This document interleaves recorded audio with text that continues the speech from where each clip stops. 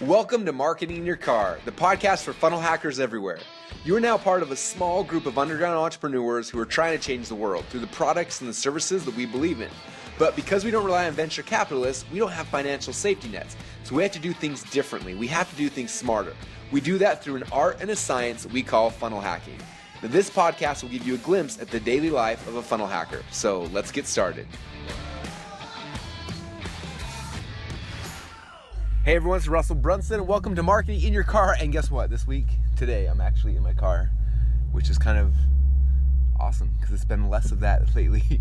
And I'm backing out right now, and I'm driving the Corvette that was the one we showed everyone when we launched the Dream Car Contest.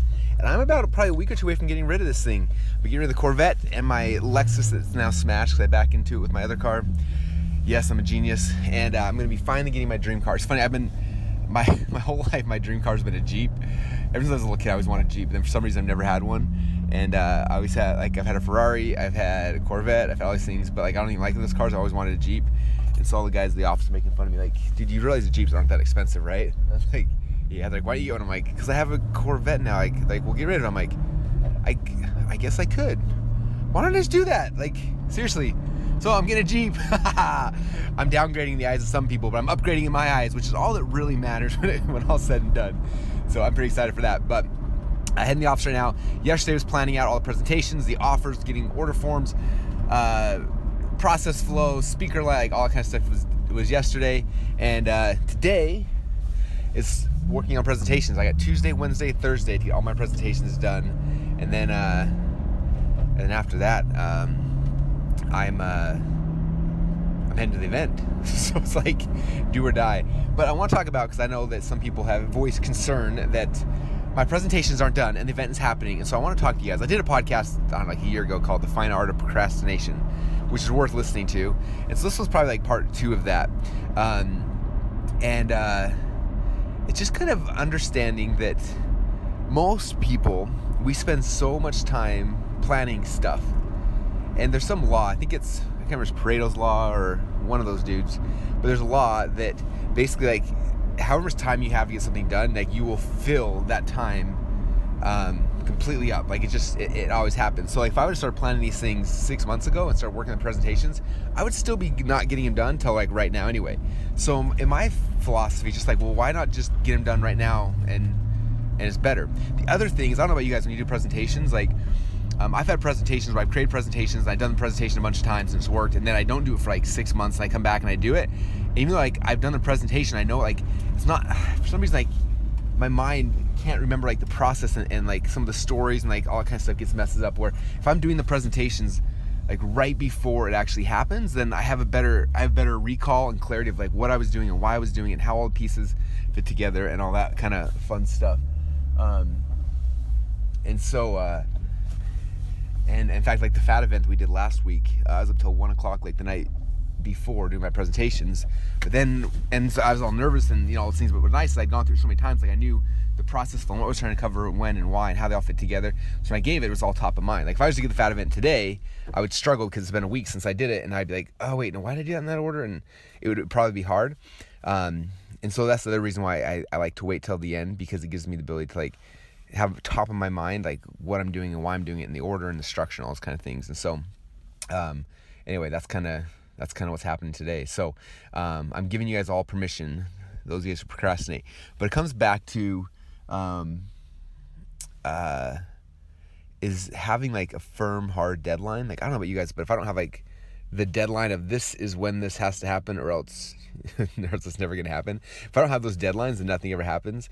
And so like that's why I always schedule things like, okay, FAT event happens this day, Funnel Hacking Live starts this day, like product launches this day, rollout of the MP3 players this day, rollout of it. And so I set these hard deadlines, and that way my mind does not have the ability to keep pushing deadlines further and further away, because it's like, well, if we don't hit this one, then we miss the next one, the next one. In fact, in our office, I went and bought this huge calendar, takes up an entire wall for the whole year. And what we've been doing is like basically blocking out almost like every single week, and in most cases every day inside every single week over the next 12 months. And it's like everything's so tightly fit in there that's like, okay, here's all the stuff that's happening, and there's no like there's no room for deviation now. You know what I mean? Like, it's like, okay, this is when things are happening, and if I miss something, then it throws the rest of the year off. And so it's like we have to get things done. And so that's kind of how I function, is setting the hard deadlines that are immovable, and then like reverse engineering, like to get that done, like when do I need to start the core tasks, and then starting those just in time. I remember I took a class in college. It was like a project management class, and I did really bad on it, but the teacher was awesome. I remember it was my senior year, last semester, and anyway, I was like, I don't know, I was either failing or I was close to failing, but probably closer on the failing side, and I was like not going to graduate if I didn't pass this annoying class. And my teacher was super cool. He came up to me, and after class, he's like, "Hey, can I talk to you for a minute?" I'm like, "Yeah." He's like, "So what are you doing? Like, what are your plans after you graduate?" And I was like, "Oh, well, I've already launched this business. I sell stuff online. I mean, I kind of told him, I'm like, I already have 2 employees, and I'm just gonna keep growing that." He's like, "So you really don't need this engineering stuff, right?" I'm like, "Not even a little bit." He's like, "All right, cool. How about this? I'll give you a C." I'm like, "Yeah, are you serious?" He's like, "Yep." I'm like, "Dude, I love you. Thank you." And so he gave me a C, and it was like the greatest gift that somebody could have ever given me. And I don't remember the teacher's name or anything, but if I ever see him again, I'm like, "Dude, thank you for that C." But anyway, I did learn something in that class, which is why I deserve the C, because I had retention up to this day. So in that class, he talked about, well, probably a lot of stuff. The only thing I remember was a concept of like just-in-time production, where people get things done just in time. And I guess that doesn't really warrant me getting a C. I don't even know what that really means. Other than, in my mind, it's always like, okay, I'm going to get things just in time. I'm not going to try to like have things done a month or a week or 6 months early, because if I do, again, I'm going to stress about it. It's not going to be right. I'm going to keep pushing it, and like I'll waste so much time. So for me, if I compress those timelines, I get 10 times as much stuff done. And sometimes things aren't perfect when I roll them out, but that's okay, because I have time to perfect them over time. But I don't have time to like launch it and get it out the door, because then it'll just never actually get done. So for those of you guys who get stuck in that, what they call analysis paralysis, like in that mode of like trying to make things perfect before you roll it out, what I'd highly recommend doing for you is finding a business partner who just likes to sell stuff. There's something magic about sales people. Like me, for example, not that I'm that cool, but I love to sell stuff, and I want to sell stuff fast before it's even ready. In fact, Steven Larson yesterday was like, "Dude, you sell all this stuff before you ever create it." And I was like, "Yes." He's like, he's like, "How do you like why do you do that?" And I was like, "Well, because first off, if I sell it and nobody buys it, I don't want to create it. And second off, like by me selling it, like I say things about what it's going to be, and and I have to then hold myself accountable to that. So when I create the product, it's got to fulfill on these different promises. And so if I just, a lot of people create the product first. I remember when I first learned copywriting, they used to tell me that before you create the product, write the sales letter, because otherwise you're gonna be like, "Oh, my product doesn't do that, doesn't do that, doesn't do that." It's like your sales letter gets worse and worse and worse. It says, instead, write the sales letter first, make all the promises you want, and then say, "Okay, how can I make my product fulfill these promises?" And that's a better way to sell. Like the other way around, like is backwards and doesn't really work. And so, the key is going out there and selling. So I'm saying, find a good salesperson to go and take it. I've got by far the most amazing partners on planet Earth with ClickFunnels. And we've joked about this before. Like, if it wasn't for me, like, I want to sell this, they would probably still be programming it, because there's so much they want to do, and it's, but I'm like, "No, we got to sell it." So like I'm selling, and then they're developing, and we sold it. And the first version of ClickFunnels, guess what? It wasn't that good, but it got better.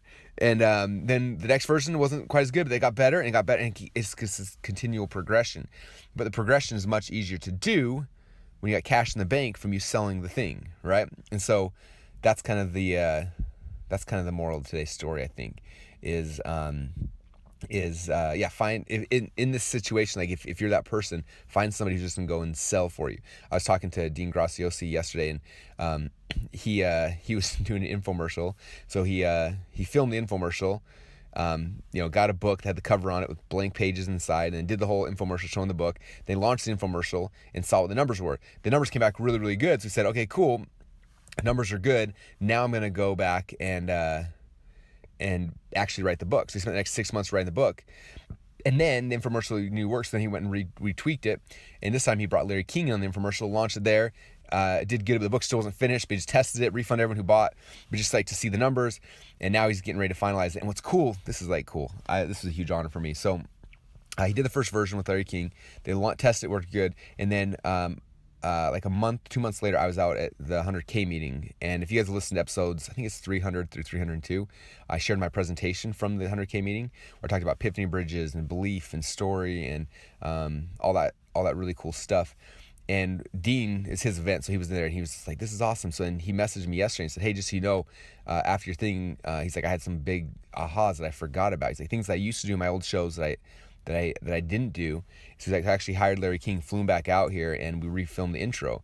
And I'm like, really? I'm like, can I see it? So he sent me the link yesterday to the infomercial. So I was watching it, right?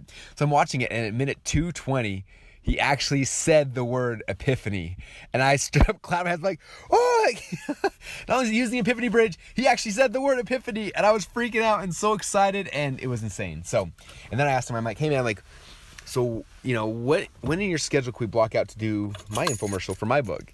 And he was like, hey, we could do it, blah, and gave me a date, which is insane, and it's way sooner than I thought. So I may have an Expert Secrets infomercial in my near future. I'm so excited. So we'll see. I'll keep you guys in the loop as that goes forward, but how cool would that be? All right, with that said, I'm going to go inside, get some PowerPoint presentations done. Appreciate you all. See most of you guys at Funnel Hacking Live. And remember, you guys, you're just one funnel away. Thanks, everybody. Thanks so much for listening. We hope you enjoyed the behind-the-scenes look at our funnel hacking projects.